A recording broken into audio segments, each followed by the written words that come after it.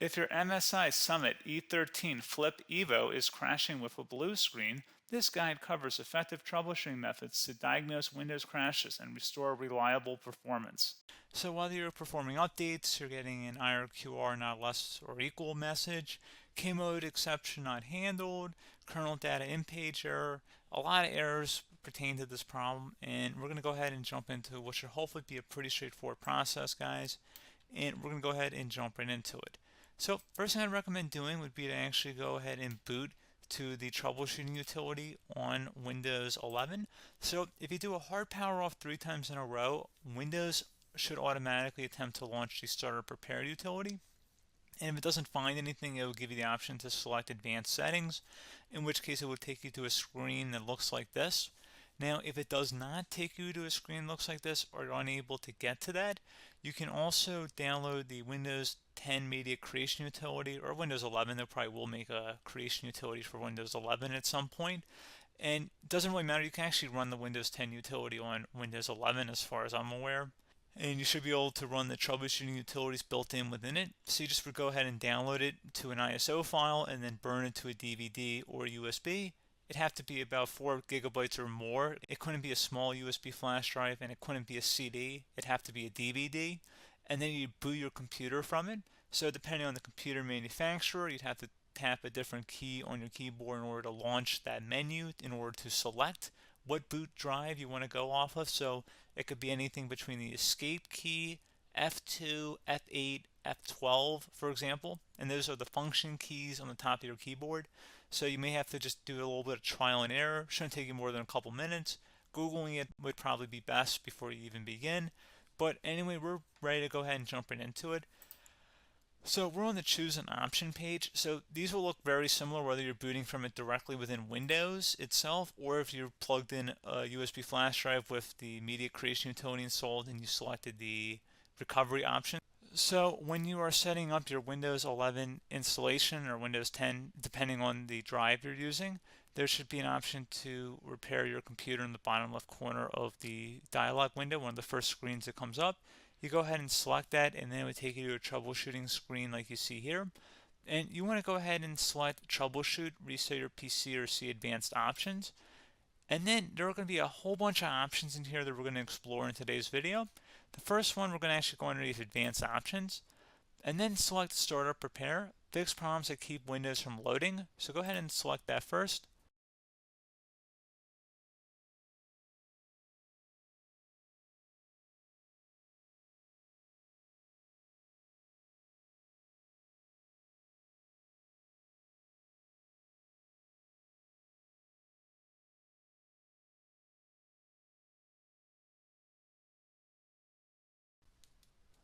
Okay, so you can see it could not repair our PC. That was our first option we could try. Something else, if we go back into advanced options here and then select troubleshoot, we're going to go underneath advanced options again. You can go ahead and actually access safe mode by selecting startup settings. And then if you select the restart button, you have the option on the screen select safe mode with networking, which will give you a key on the screen. It'll tell you which key to press to enter that. I believe it's the F7 key. It'll do that for you. I'm not going to go over that in today's tutorial because I don't really want to go into safe mode, but you're more than welcome to attempt that by going into here and then selecting restart. Again, it'll launch another screen. It'll say what key do you want to press, and it'll give you like 7 or 8 different options, and you want to select safe mode with networking. There's also an option for a command prompt too, but that's going to be something we're going to cover later in this video, and we don't even have to go through that in order to access it. So that's why I'm not going to really push for that, because unless you know exactly what's causing the problem, you probably don't need to go into safe mode. Unless you're trying to recover files, in which case then you definitely can go into safe mode, but we're trying to actually recover our computer here. So I hope that makes sense. Something else we can also try here as well would be to uninstall updates, remove recently installed quality or feature updates from Windows. So if you go ahead and select that, you can uninstall the latest quality updates, which generally is the more day-to-day updates. Feature updates are the less regularly released ones, like the big ones. I would equate it to service packs in like Windows 7 and Windows Vista and Windows XP. So larger updates that occur once or twice a year at most. And the quality updates are more just a regular update. So probably obviously depend. It'll take longer if you're going to try and uninstall the latest feature update versus quality update, and maybe you don't need to go back that far. So just giving you guys a couple of pointers with that. Something else you can also look at here, and we're going to jump into the command prompt in a little bit, but you can select System Restore, which will use a restore point recorded on your PC to restore Windows. And this is something I would highly recommend here, guys. So select Next.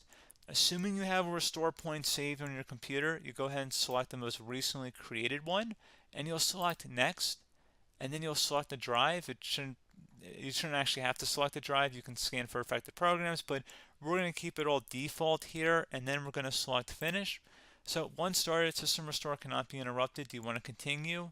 I think we're going to select yes. I don't think we have anything better to do on our computer right now, so just give it a moment here to initialize. It will take a couple minutes to run, obviously depending on how large your hard drive is and how much is saved on the System Restore point. So just give it a couple minutes here.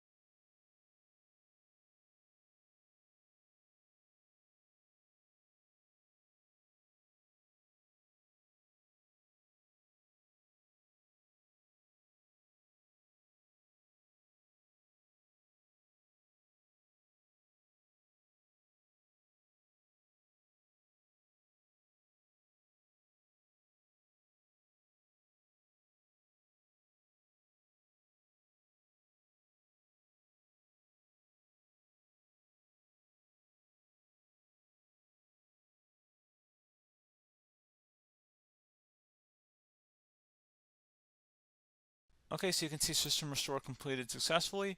The system has been restored. Your documents have not been affected. Click the Restart button to restart your computer. Go ahead and select Restart.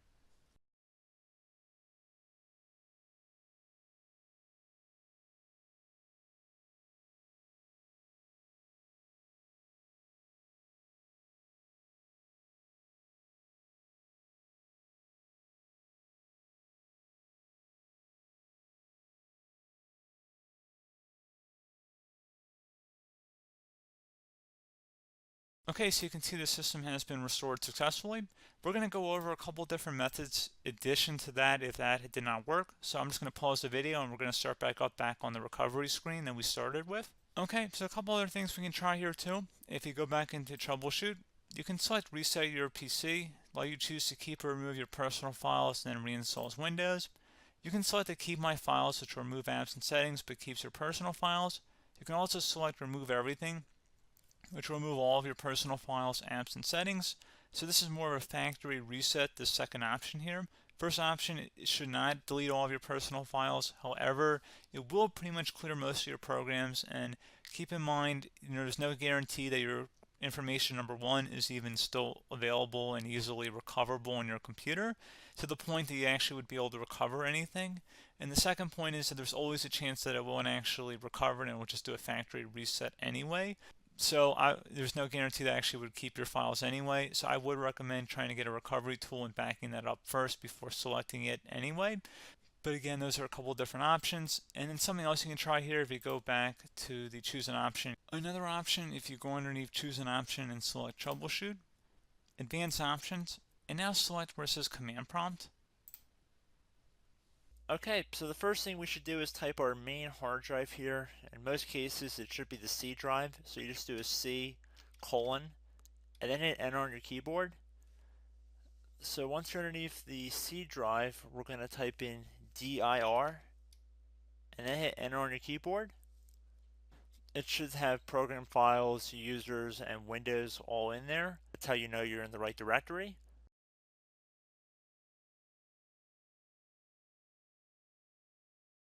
In some cases, it might be the D drive as well, so just keep that in mind.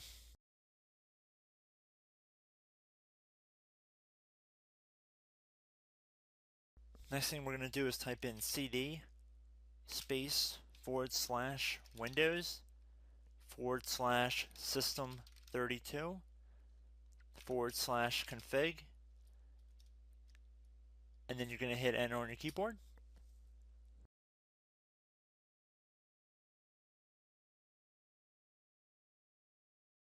So now you're going to type md space backup. If you've seen other tutorials, it might also say to put down md backup. That's because the backup name is pretty common when you want to back something up. So you can name this whatever you want, doesn't have to be backup. So if you've already made a backup folder in the past, you could do backup 1, for example.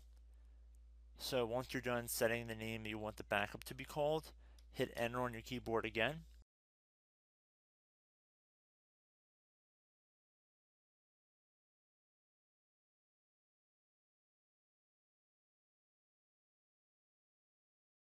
At this point, you want to type copy, C-O-P-Y, space.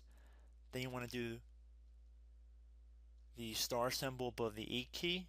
Then do a period or a dot, whatever you want to call it. Then another star sign, and then another space, and then type backup. And then hit enter on your keyboard.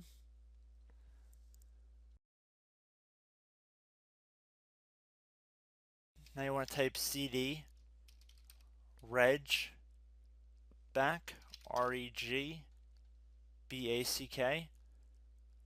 and then hit enter on your keyboard.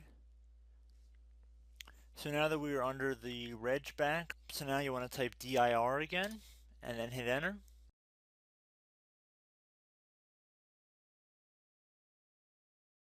So now at this point we're going to type copy again. So copy, space, star sign, dot, another star sign, space, and then 2 dots. So we're going to type copy, space, star sign, dot, sign, star sign, dot, dot, and then hit enter on your keyboard again. So for overwrite, you want to overwrite all. So type A on your keyboard, so capital A, and then hit enter on your keyboard.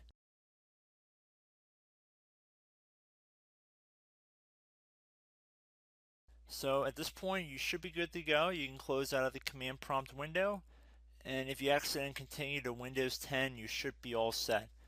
So I hope one of these 3 or 4 different methods we went through in this tutorial helped you guys out. Again, I'm not sure if you guys heard me earlier, but try to go back into your safe mode if possible and uninstall any programs you know might be conflicting with the Windows startup if you can get into safe mode. So just keep that in mind. Something very simple like that could be blocking up everything. So again, I hope this tutorial helped you guys out, and I will catch you in the next tutorial. Goodbye.